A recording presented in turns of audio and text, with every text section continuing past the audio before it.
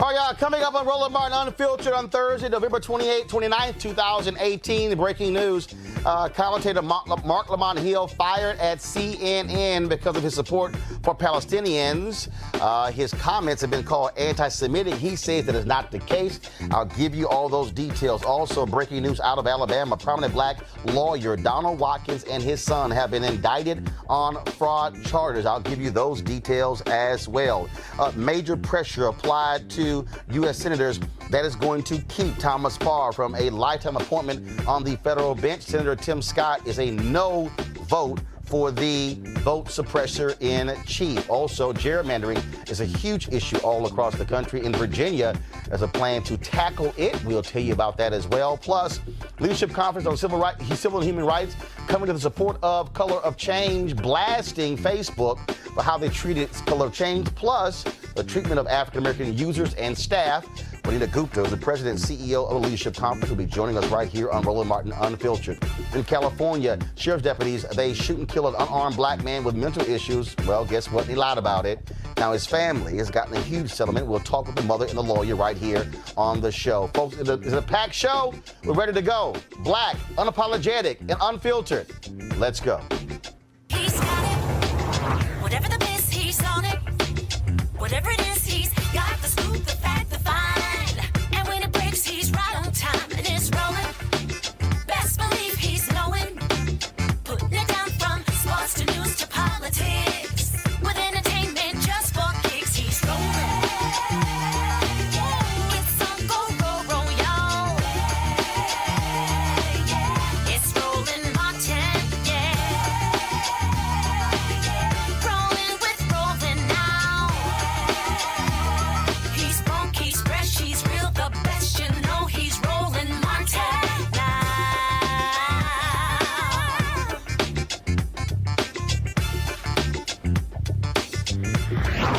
Martin. All right, folks, Dr. Mark Lamont Hill, of course, longtime commentator at CNN. He is out, fired today as a result of a speech that he gave at the United Nations in support of the Palestinian people. Mediaite is reporting that CNN, this is the quote from them, Mark Lamont Hill is no longer under contract with CNN. According to their story, Hill, and Henry, go to my iPad, please. Hill urged countries to boycott Israel in a speech on Wednesday, calling for a free Palestine from the river to the sea. It is that comment that a Jewish organization seized on. They say that is a phrase that has been used by Hamas as well as other anti-Israel terror groups, the phrase from the river to the sea. It implies, according to this story, the phrase implies the replacement of Israel by a Palestine stretching from the Jordan River to the Mediterranean Sea. Mark Lamont Hill disputes the characterization of his comments. This is what they have here, down here. He says, quote, I support Palestinian freedom. I support Palestinian self-determination. I am deeply critical of Israeli policy and practice. I do not support anti-Semitism, killing Jewish people, or any of the other things attributed to my speech. I have spent my life fighting these things. He also then tweeted, my reference to river to the sea was not a call to destroy anything or anyone. It was a call for justice, both in Israel and in the West Bank, Gaza. The speech very clearly and specifically said those things. No amount of debate will change what I actually said or what I meant. He then said, this isn't a case of throwing rocks and hiding hands. I genuinely believe in the arguments and principles that I shared in the speech. I also genuinely want peace, freedom, and security for everyone. These are not competing ideals and values. And so here is a portion of his speech. I'm going to go to it where he talked about it. So I read some of that. And then he later said in his speech, which we're trying to get some video, he says, contrary to Western mythology, black resistance to American apartheid did not come purely through Gandhi and nonviolence. Rather, slave revolts and self-defense and tactics otherwise divergent from Dr. King or Mahatma Gandhi were equally important to preserving safety and attaining freedom. If we are to operate in true solidarity with the Palestinian people, we must allow the Palestinian people the same range of opportunity and political possibility. If we are standing in solidarity with the Palestinian people, we must recognize the right of an occupied people to defend itself. We must prioritize peace, but we must not romanticize or fetishize it. We must advocate and promote nonviolence at every opportunity, but we cannot endorse a narrow politics of respectability that shames Palestinians for resisting, for refusing to do nothing in the face of state violence and ethnic cleansing. And again, as I said, he is, of course, longtime professor at several universities, author as well, has been a longtime supporter of the Palestinian people. Again, as a result of that speech to the UN on yesterday, CNN has chosen to fire Lamont Hill. I did send him a text message to see if he will come on the show to give us his thoughts about being fired from CNN and his speech. Had not heard back from him, though. Right now, I want to go to my panel. Michael Brown, former chair of the DNC Finance Committee, and Julian Malveaux, of course, economist, president emerita of Bennett College. Also, Malik Abdul with the Conservative Federation. What's up, folks? Hey, how you doing? So let's talk about this because here's the deal. Here's the deal. There have been a number of people over the last several years, even entertainers, who have been calling for folks to boycott performing in Israel as a result of what's happening with the Palestinian people. Many have criticized them for canceling concerts. We saw Ron DeSantis in the gubernatorial election rip into the Dream Defenders because they have the same position as Lamont Hill on this. And so, your thoughts on this idea that because he said, and I'm going to go back to the quote here, from the sea to from the comment, I got it, guys, from the river to the sea. Mm-hmm. So you mean to tell me, so what, those 6 words? You know, Roland, the thing about it is anytime anyone is even slightly critical of Israel, we're then accused of being anti-Semitic. I say we because if you are a human rights activist, then what's happening to the Palestinian people is simply wrong. And if you take it in terms of historical context, remember that Israel was created out of Palestinian land. Guess where they were going to put it first? Uganda. The initial plan was to put Israel, they were going to snatch some black people land, but you know, those Messiah were not having that. And so, but that was the initial plan, was to create a Jewish homeland on the African continent. Now, this was way back in 1948. I ain't that old, but I did study it. But in any case, it's just interesting contextually that Israel has come. They have encroached land from the initial space. Jewish people certainly have a right to live, to survive, and to thrive, but not at the expense of other people who they run off their land.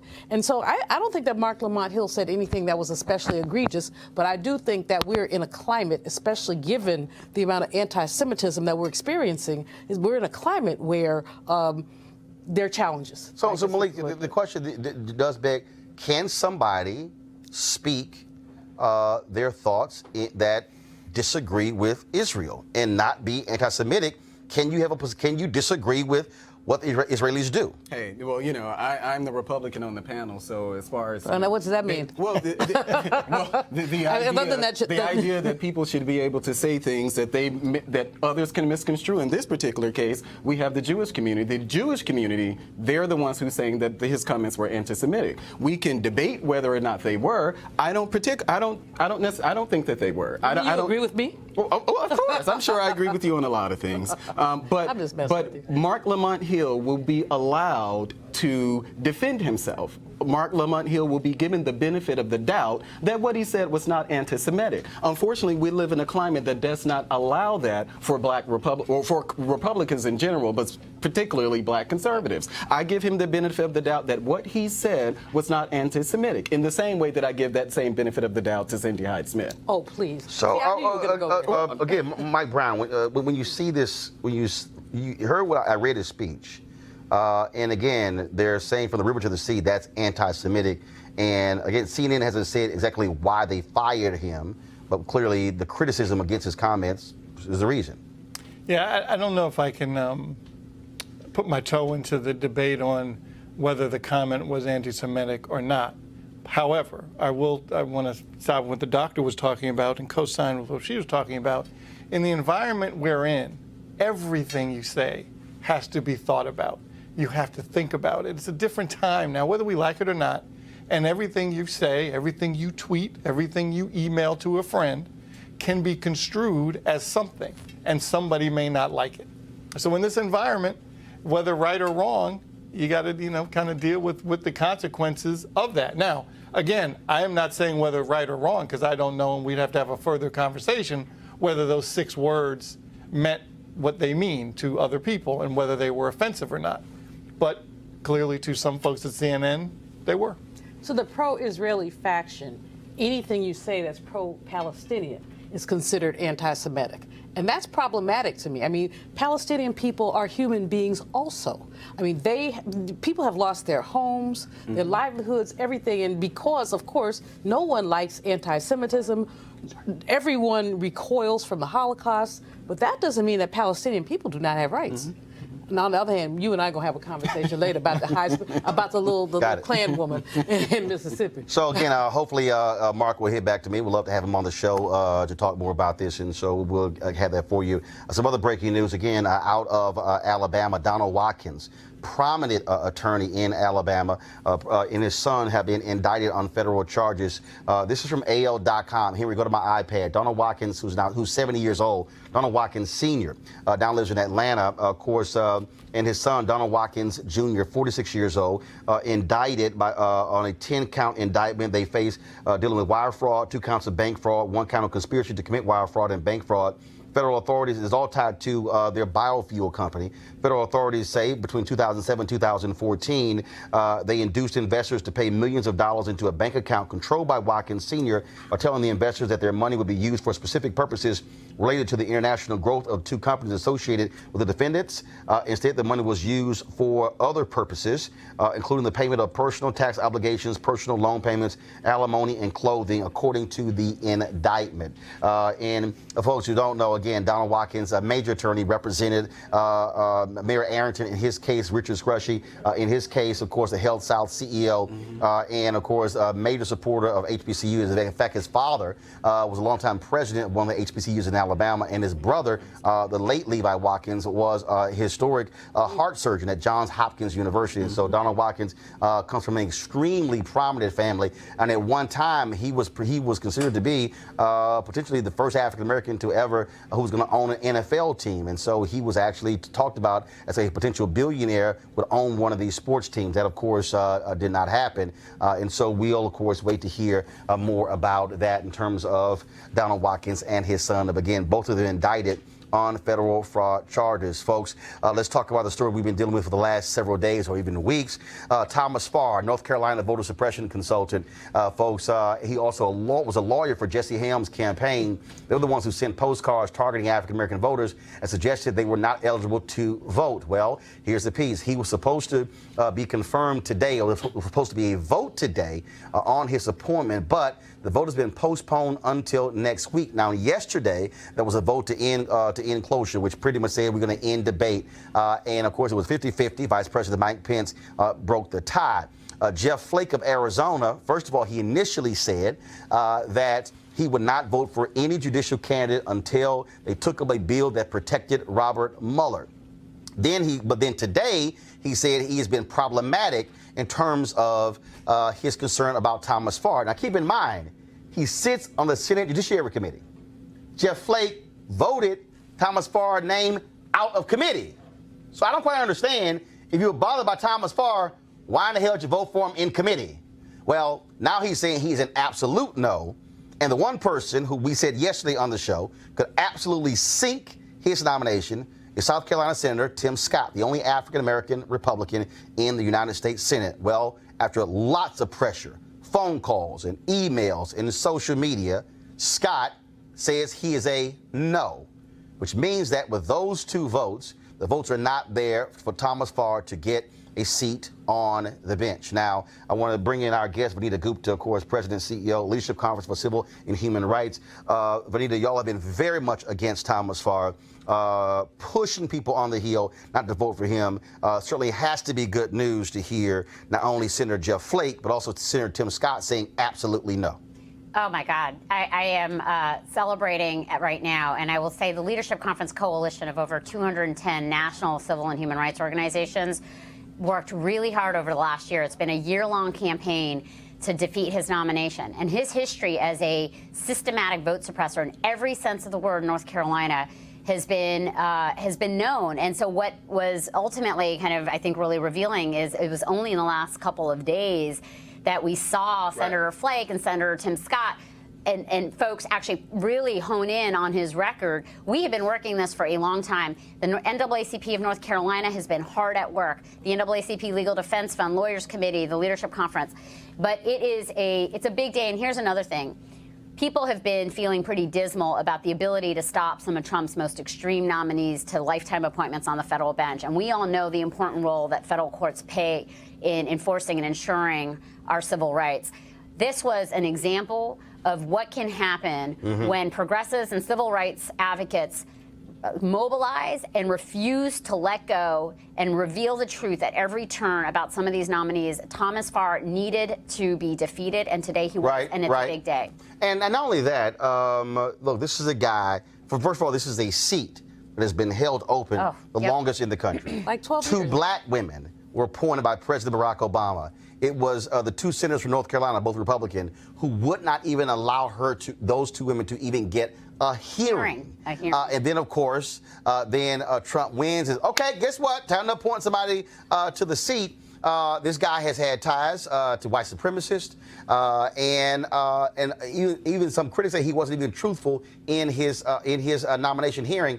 But again, what amazes me is to see a Senator Jeff Flake say this now when, if you had done what you're supposed to do in the committee, it doesn't even go to the floor. Look, you're right. You're absolutely right. We saw this, though, with Ryan Bounds, the nominee to the Ninth Circuit, where he made it past committee, and then it was Tim Scott who kind of defeated him. It was the prior time.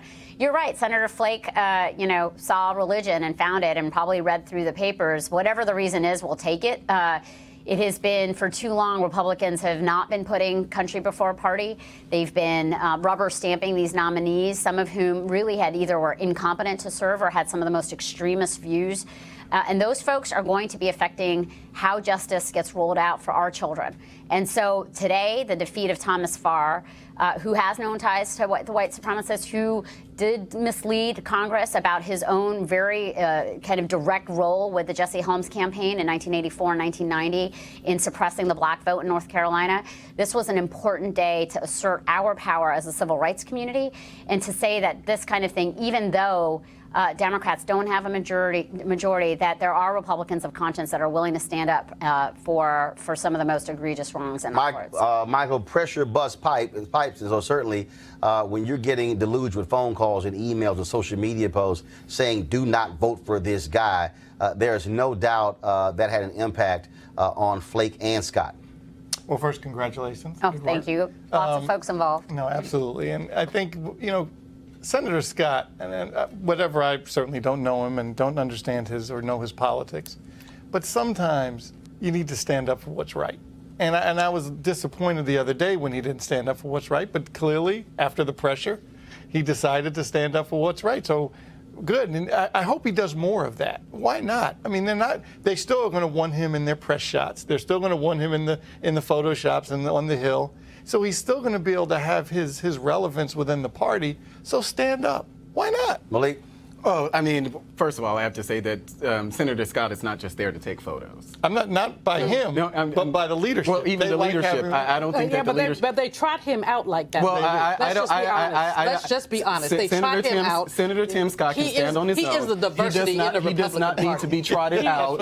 He does not need to be trotted out. Senator Tim Scott was elected the senator from South Carolina, and he does not need to. He does not need to. He does not need to be trotted out. And you shouldn't say that a black man can't be a Republican without having to be. That's not what I said. Okay, one second. Malik, finish your point. Whether he's junior or senior, he does not need to be trotted out. So he was not trotted out. He's not a photo op for the GOP. I'm happy with that he made the decision that he made. I think it's great that you guys, the nomination was defeated. Doesn't seem like he's going to vote for him. I support Senator Scott in that.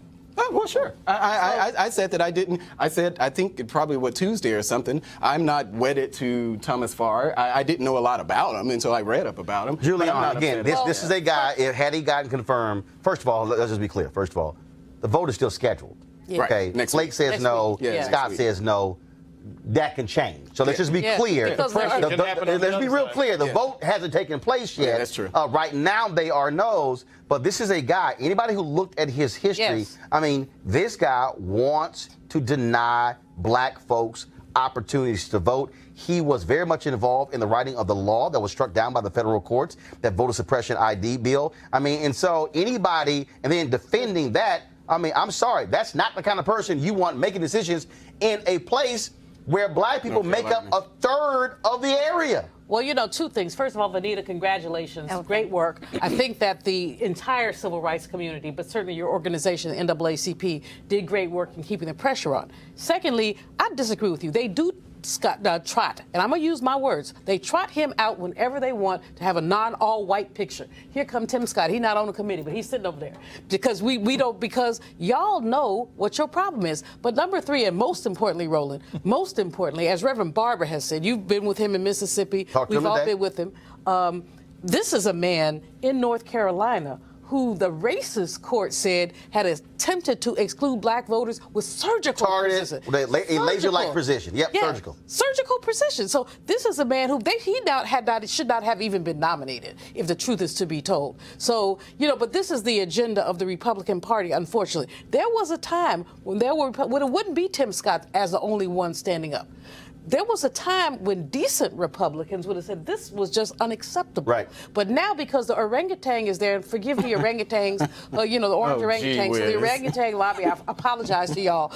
I don't even know how to, what does that mean? Orangutan lobby. I mean, we're not animals, so. Well, the president, and neither is the president. The president behaves like one. Well, he's not an animal. He behaves like one. But, you know, the fact is that he has nominated people who are not only racist, sexist, etc. So what do we expect? I'm just happy. And some grossly unqualified people. Oh, man, yeah, when you nominate somebody who literally got out of law school just 11 years ago, and no disrespect to anybody who finished law school more than a decade ago, and also other people who literally had never filed a brief in their career, who had never walked into a courtroom, that is not who you want sitting on a federal bench. Yeah. Go let me just. I mean, while I'm sitting here, kind of, revelatory about Thomas Farr, the reality is that the Trump administration has filled 89 vacancies in the short 2 years that it's been in office.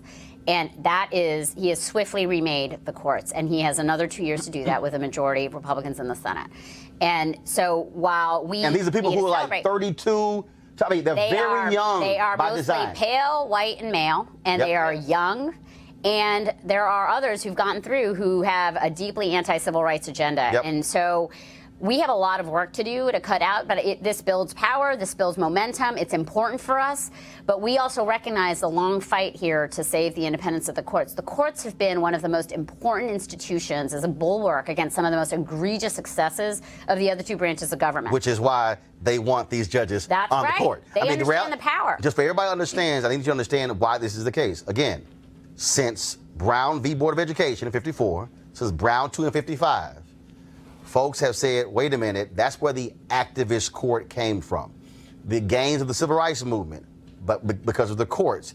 That's what led many conservatives to launch these institutions, these foundations, to specifically target the courts. The Federalist Society is all about creating next generation right-wing federal judges. They literally are focused on breeding them, creating them, molding them from the time they're 18 years old. That's who Brett Kavanaugh was. And there are other people who are like that. So understand why this is a major deal. Now, we talked about, of course, pressure, the importance of pressure. Well, Facebook is feeling some of that pressure as well. Remember, recall the blockbuster New York Times story saying how they hired a right-wing PR group to attack Color of Change by tagging George Soros to them. Others called that anti-Semitic as well. Well, Leadership Conference of Civil Rights of Vanita's organization, they have joined forces with them, calling for immediate steps from Facebook to rebuild faith among its black employees as well as their users. They wrote a scathing letter to Facebook CEO and founder Mark Zuckerberg and the COO Sheryl Sandberg. Here's an excerpt. You have put your enormous corporate thumb on the scale in attempting to make civil rights a partisan issue, when in fact civil rights is and should be nonpartisan. Supporting civil rights means respecting the fundamental dignity and equality of everyone. Instead of articulating that view as a core value of your company when you announce the civil rights audit, Facebook has instead positioned itself as equally friendly to those who advocate for civil rights and to those whose political agenda is to undermine those very same rights. Facebook appointed former Senator John Kyle to lead the anti-conservative bias review and ignored the fact that he has made incendiary and discriminatory remarks about Muslims, voted for a constitutional amendment to ban same-sex marriage, and has had a deplorable record on civil rights and liberties. While the strategy of announcing the audit at the same time may have been the politically expedient thing to do, it is also morally bankrupt. Our worst fears about this false dichotomy that you have implemented were realized when, after finally acknowledging massive voter suppression efforts on Facebook, you paired voter suppression trainings for employees with the training on so-called voter fraud, a false conspiracy theory that has been used to justify barriers to voters of color. Now, Vanita, first of all, Color of Change, of course, they are having a meeting with Facebook, with Sheryl Sandberg on this issue in terms of what happened with them. Also, we saw Mark Lucky, one of their employees, write a long piece before he resigned, sent to all employees in the company, talking about how they failed their black employees as well as their black users. When you look at again, I've talked about on the news front, all these news shows they've launched, not a single one is African American, not a single one black owned. And so that also goes to who's controlling these issues. What response do you expect to get from Facebook? Look, I think it was really important that the leadership conference stand with Color of Change, because when one of us is attacked, we need to stand together. And the response is, we wanted to put this letter before Facebook because a few months ago, several of our groups had urged Facebook to do the civil rights audit. It was going to be a top-to-bottom review of a whole host of issues, from targeted ads to predatory lending on their site to the propagation of online hate and the like. And we had faith and we were pleased when Facebook actually announced the audit, but it turns out that they haven't made a commitment to publishing the findings of the report, that we don't have any commitment yet from the highest level of the company about how they're actually going to implement the recommendations that are going to come out of it. We need to have the highest level of commitment, even from, we mentioned in the letter that we should have a task force or some part of the board that is actually engaged in implementing the changes that need to be made. For too long, these problems have been known at Facebook, and they're not just about how the platform's used. As you said, it's also about the culture internal to the company, about how do they support diversity, how do they support recruitment and retention of black employees and employees of color. This is a really important moment for Facebook, and it was important in light of the New York Times article that came out a couple weeks ago that we leverage this moment to make sure that this audit actually has teeth and is going to serve the broad community that is saying Facebook has to be able to have equitable practices and policies. I just was frankly sick and tired of having Facebook, every time they made an announcement that was kind of a pro-civil rights announcement, they would couple it with something about conservative views. There is civil rights, as I said, is nonpartisan, and they need to stop doing that. And so the hope is that Rashad Robinson is meeting with Facebook today, that there will be continued engagement, and that we'll get our demands met, and we'll have a really rigorous and meaningful civil rights audit that will produce change. And for folks to understand, I mean, again, we then heard about how Russian bots, how they were using the issue of voter suppression, how they were even had this fake Black Lives Matter account that had 100,000 plus folks on it. Black people were directly being targeted during this campaign. Now, of course, we're hearing as a result of emails seized in the UK that Facebook knew as early as 2014 about Russians trying to use Facebook for the purpose of impacting our election. Yeah, I mean, this is part of what the deep frustration has been for advocates that have been trying to ensure that there's accountability by Facebook for these actions.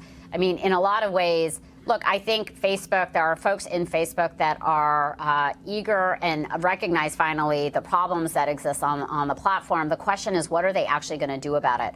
Given what happened in 2016, we had real concerns about why they had to wait until 2 or 3 weeks before the election to set up a war room that was going to deal with voter suppression. And then when we found out that they were kind of coupling this with this voter fraud issue, which is the very basis by which voter suppression policies are justified, you know, they can't kind of go, they kind of take one step forward and then 2 steps back.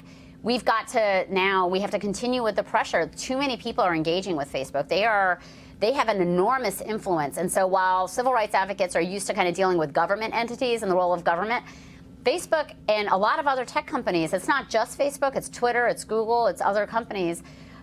There's a real need now to figure out what is the governance. They're not regulated. What is the social governance? What's the legal massive. framework? I mean, and they're massive. Facebook and YouTube, to understand how massive they are, when it comes to all digital ad dollars spent in this country, they get 70%. That means everybody else. That's right. Every other company, large and small, is sharing the 30.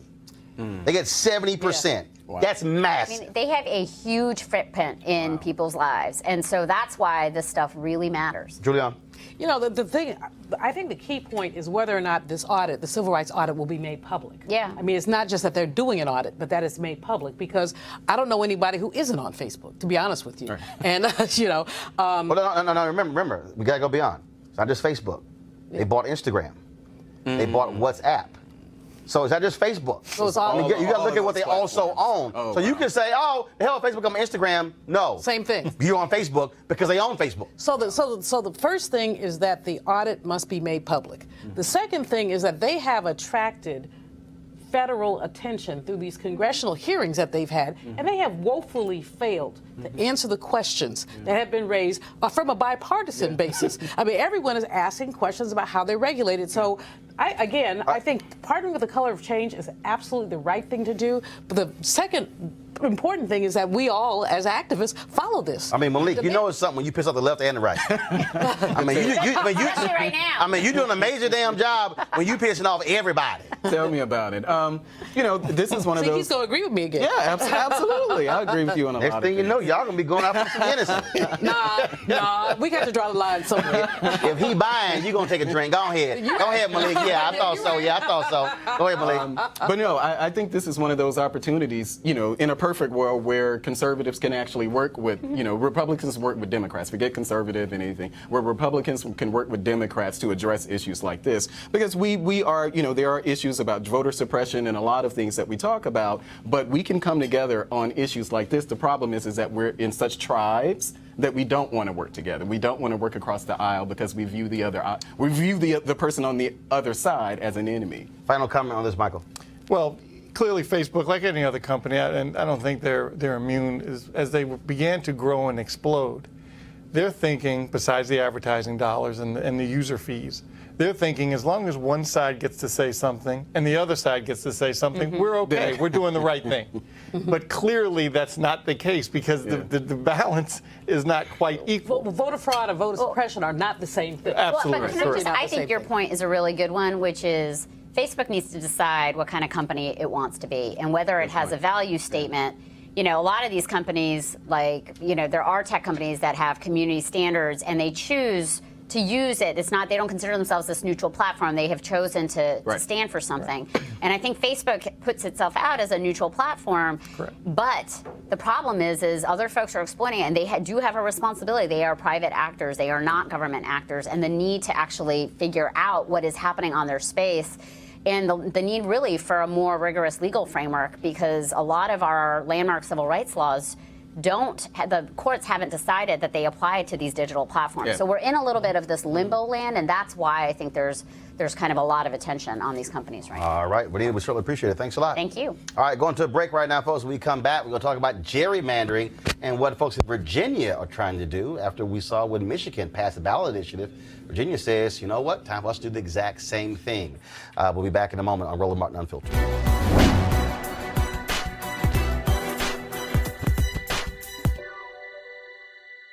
I always had something to shoot for each year, to jump 1 inch further. Olympic champion, Jackie Joyner-Kersee.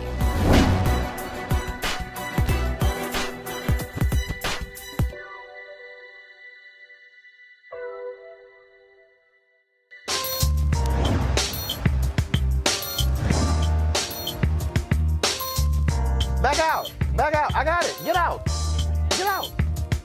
All right, y'all. HBCU Giving Day, hashtag HBCU Giving Day. The university today, I don't know how in the hell they got picked. But Bennett College in Greensboro, North Carolina, founded in 1873, later reorganized in 1926 as an all-female institution. Who used to be the president there? Yeah. Queen Hennessy, Dr. Julianne Malveaux. Yeah, trust me, if Malik buying, you're going to go take that drink. Don't worry about it. And of course, again, also first African-American district attorney in the state of North Carolina, Belinda J. Foster, and the first African-American mayor of Greensboro, North Carolina, Yvonne Johnson. Folks, if you want to donate to Bennett, go to bennett.edu. Bennett.edu. And also, if you are a graduate of Bennett, look, send your check. I'm telling you, I keep telling y'all, all these people keep talking about HBCU, but when you ask them if you send a check, then they get all quiet. Oh, you running your mouth before. So if you walking around with a Bennett sweatshirt or a hat or a license plate, and you got your little Bennett pom-poms, guess what? Send your coins. You know what, Roland? Harvard, Yale, Princeton, Dartmouth, 90% giving rates. Under Dr. Cole's leadership, she got it up to 30. I got it up to 35 at Bennett, but 35. Claflin is #1 in the country. Number one HBCU. More than 50% of Claflin graduates get back to their school. Wow. But the average HBCU, average, 5%. Howard, our mother. It's only at 10.3. Yes, which is and it's up. Undergrad, right? And it's up. Because when he got there, it was 3.7. And part of the challenge, of course, is that so many of our HBCUs have such limited resources that we're not, our development departments are tiny. But we shouldn't have to beg you. We don't beg you to come to homecoming. So we should have to beg you to give money. That's all I'm saying. I'm not saying. You send a check. Send a check. $5? At least send that. Well, but don't sit here and say you can't send nothing. Because when we go to foundations and corporations, the first thing they say is, what's your alumni giving rate? There you go. And so for the bells out there, it takes a bell to do it well, but you got to write it. All right, then. So again, Bennett.edu. All right, folks, gerrymandering is a huge issue. The Supreme Court punted on this decision when they kicked a case back to the lower courts. We saw, of course, in Michigan, where there's a ballot initiative where they created an independent commission. It's no longer in the hands of the legislature or the governor. In North Carolina, guess what they're trying to do? Well, they got gerrymandering there. And you want to understand the impact of gerrymandering? Here's the piece. Republicans received about 50% of the votes cast in the midterms, but they won 10 out of 13 seats. Yeah, that's exactly what they did. Also, in Virginia, you have an effort there when it comes to deal with the issue of gerrymandering. And they made an announcement of that today. Joining us right now is Brian Cannon, Executive Director of One Virginia 2021.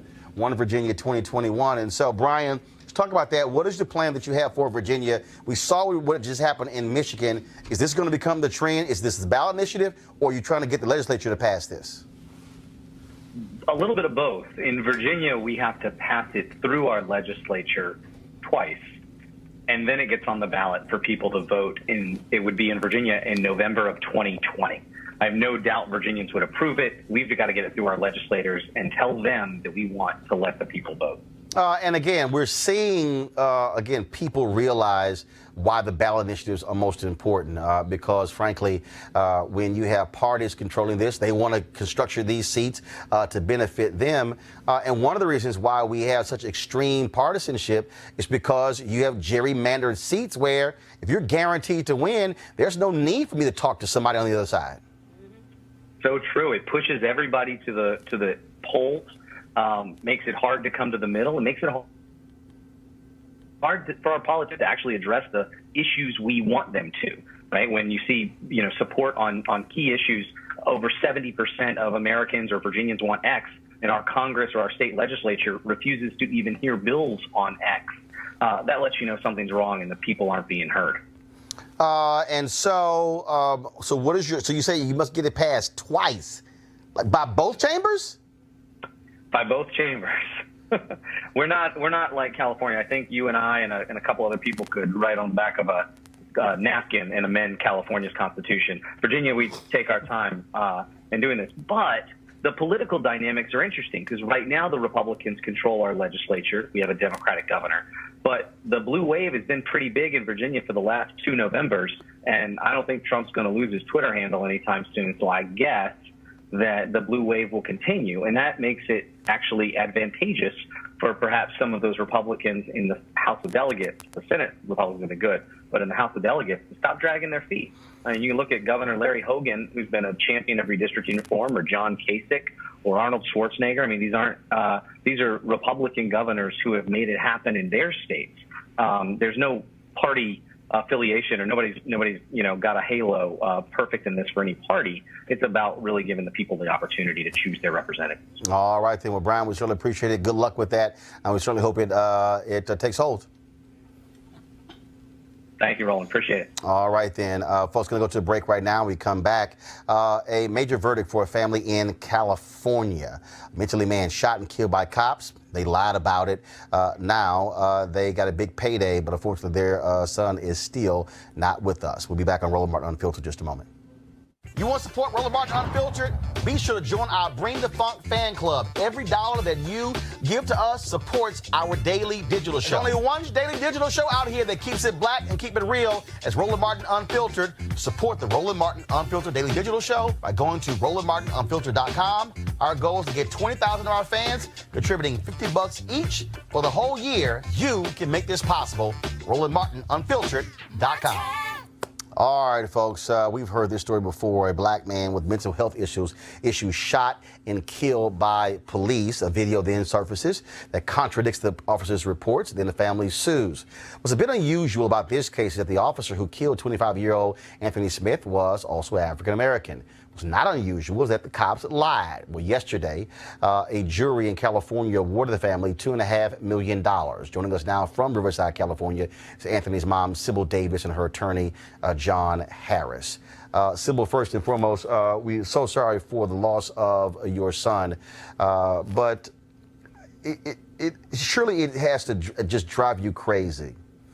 And not just because the cop is black, but the fact that you have cops who committed this act and then lied about it and somehow believe they would just get away with it. Yeah. It's unbelievable. Looks like we got some feedback issues right there. So guys, let me know if we can get that sorted out with Sybil's microphone. Is it John Harris there? How are you, Roland? John. So same thing. So John, do me a favor. It looks like we're getting feedback. If you could, so I'm not quite sure why. Okay, so you need him to mute his phone, folks? Okay, so Mike, do this favor. John, if you could actually mute the microphone on your phone, then that way when we get in the feedback. We'll get that. All right, John, can you hear me now? Yeah, I can hear you. Okay, that's much better there. And folks, folks in control room, let me know when Sybil, when her connection is also straight. So John, again, you have these cops who commit these acts, lie about it, and then for many of them, they keep going on as if and no one holds them accountable. Well, what happened in this case was remarkable. The deputies involved in the shooting were interviewed by the homicide detectives within hours of the shooting. They didn't realize there was a video of the shooting. So they had put together their story to make it look like the force they used was reasonable by lying about what Anthony was doing right before he was shot, which turned out to be not the case. For one, they said that Anthony had lunged at him. He had not. He was just standing there. Okay. They secondly said he never went down. He was just approaching him, which was not the case. So, and then they said that they had to do it in fear of their lives, which was absolutely untrue. So we uncovered during discovery a video of the shooting that was taken by a lady that happened to be sitting at the intersection. Thank God for her. Had she not done that, we wouldn't be sitting here today. This case would have never gone to trial because their lies would have prevailed. And Sybil, that's really, I think, what is most unfortunate, that if it wasn't for the video of bystanders, we wouldn't be knowing the truth in so many of these cases. Right. It's very unfortunate. Same thing. Just hold on 1 second. I think they're going to mute your phone as well, so we're not getting the feedback. We're done. Okay. Let me know when we're straight. We're almost there. Okay, is that better? There we go. Go ahead. Actually, I think I'm still having some problems. But Sybil, go ahead. I'm just very pleased that the jury was able to see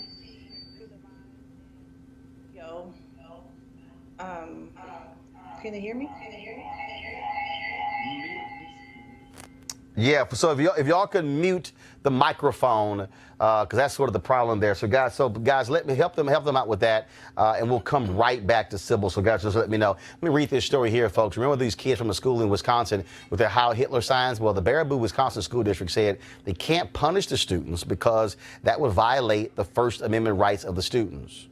That's kind of weird, especially considering they punish kids all the time for doing things in pictures. For anything, but all of a sudden they can't somehow do that to them. Okay, that's kind of interesting there. And also, so I think we got Sybil back. I think it might be fixed now. Sybil, can you now hear me? Yes, I can hear you. There we go. Okay. Again, were it not for the bystanders video, we would not even know what took place, and the cops' lies would have stood. Yeah, if we didn't discover that there was a video, we probably would have never had a case. I'm very grateful that the video surfaced and the truth was able to come out. Did the police, they ever apologize? That was a very graphic video, I might say. We actually saw them take that last shot at Anthony, and he went down for good after that shot was taken. And frankly, that was the issue that the jury looked at. We said, look at that video and see with your own eyes what occurred on that morning of July 16, 2015. What happened to the police officer?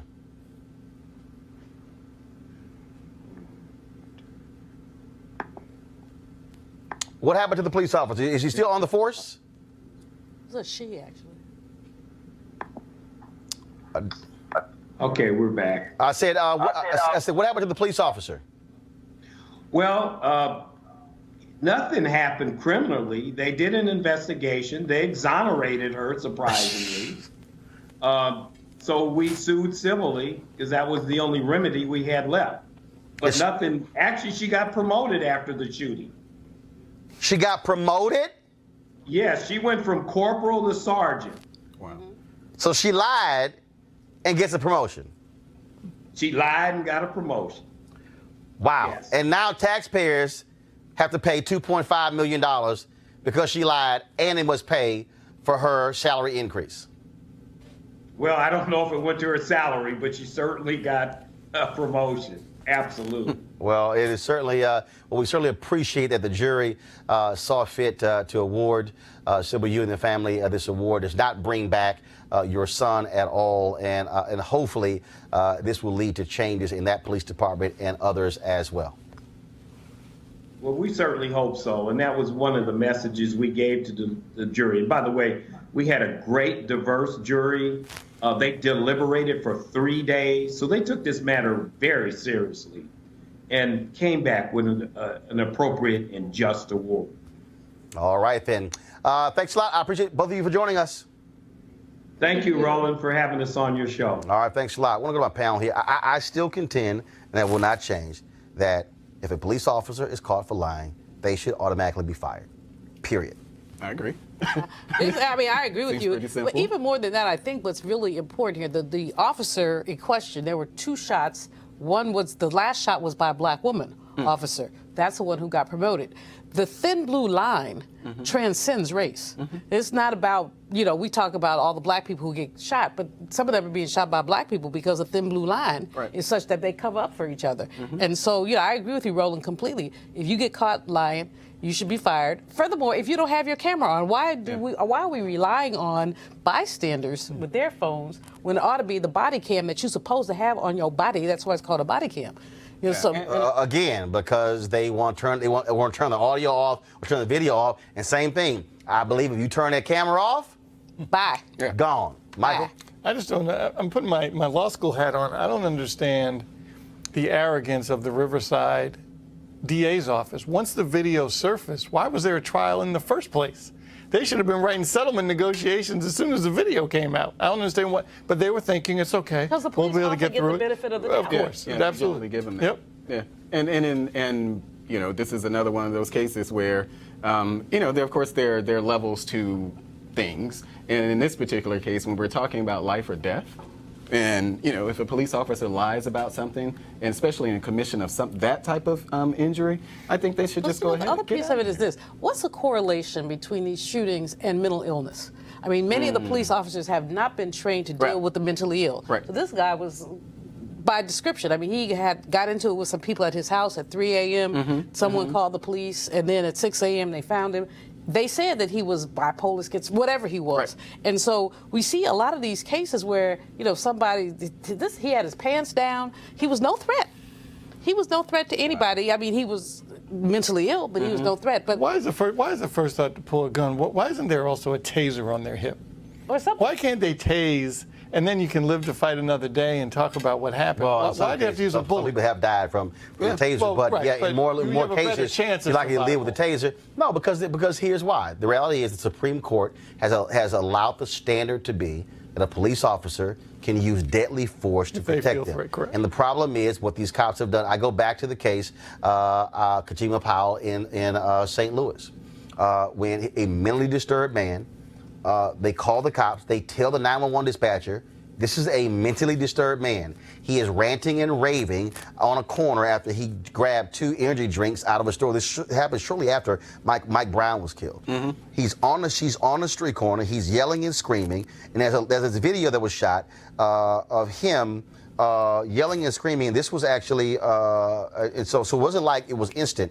And so he's yelling and screaming. Cops roll up. And from the moment the door opened to the first shot, it was 16 seconds. Yeah, it was 16 they can't load it for bear. seconds. Yeah. It was like, well, no, they get out of the car, and their whole deal was, and so he had to get like a butter knife in his hand. Yeah. And he literally, he was yelling, MFs kill me. That's what he's yelling. Yeah. Okay, now So I'm you sorry, know if you're a cop, yeah, you know something. if you know 2 cops roll up, yeah, and the dude is yelling, kill me, your first response would be, this SOB crazy. Right. That's the first thing. Yeah. Yeah. He makes a step. He is, I'm talking the distance, it wasn't like we were this close. Boom, they unload. Yeah, well, you know, I'm honest about... Killed him immediately. Yeah, I'm honest about stuff like this. You know, even being a Republican, you know, I remember that what was Tamir Rice, 12? And I remember how I felt. That was less than a minute. Yeah, we're talking about seconds. Within the time it takes me to say this right here, he was dead. They arrived on the scene and he was dead. We can ascribe it to say, well, you know, and I don't even think those officers were... and that officer, remember, this was a reject from another police department. They had fired him in another department, then he came and shot this child within minutes. But the fact is that we have been accustomed to giving... I'm just trying to figure out how in the hell you get promoted. Yeah. I'm just trying to figure that one out. After you cost the county $2.5 million. Right. So I just want to show this here. Go to my iPad, please. And so this was the Kajima Powell shooting. Cops show up. You see he's yelling. You got to pull the audio up. He's yelling. He approaches him. Look again. I just want you to just, and they were shooting it. I remember and that. He steps on the embankment. Yep. Watch this. He literally. Okay, for the BBC. Okay, I don't know why. So You're not going to show you the whole video. Okay, right. So first of all, I would have pulled. I remember I was trying to find the actual video the brother posted, but it's sort of the same thing. I think part of the other issue here, which we have to deal with, is which is the problem in this country. We keep seeing people who are mentally ill who are shot and killed, and police officers, and folks may say things happen real fast. There's lots of action. No. If a call is made, in his case, they said, oh, it wasn't relayed from 911 to the officers that he was mentally ill. And this is what happened. Same thing happened in Dallas. Black woman calls the cops. She says, my son is out of control. Cops show up, and she says, I'm so glad y'all here to deal with him. So she walks out of view of the body camera. The son has a screwdriver. The son is playing with the screwdriver. He is fascinated with the screwdriver. Cops, put the screwdriver down, put the screwdriver down. At no point does he grab a screwdriver and come charging at him. At no point. They unload, kill him.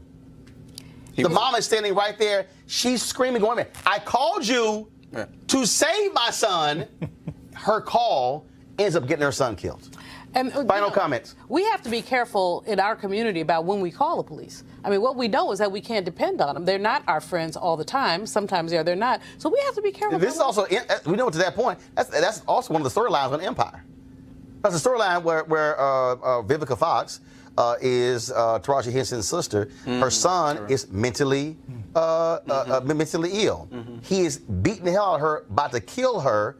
Taraji Henson Cookie calls the cops. Sister goes crazy. What's wrong with you? You could have got my son killed. Right. Well, because you know that, Yep. and because so many, I mean, the pieces of this for African American women often are that when women are victims, there's a dichotomy. Do you call the police and protect yourself, Yep. and also put a black man at risk? There you go. Absolutely. All right, folks, real quick. Vandals have defaced a Black Panther mural on Crenshaw Boulevard in South L.A. with swastikas. Of course, here's the mural right here. And trust me, they catch them fools. You know what's going to end up happening to them. But hopefully that happens as well. All right, folks, we are done for today.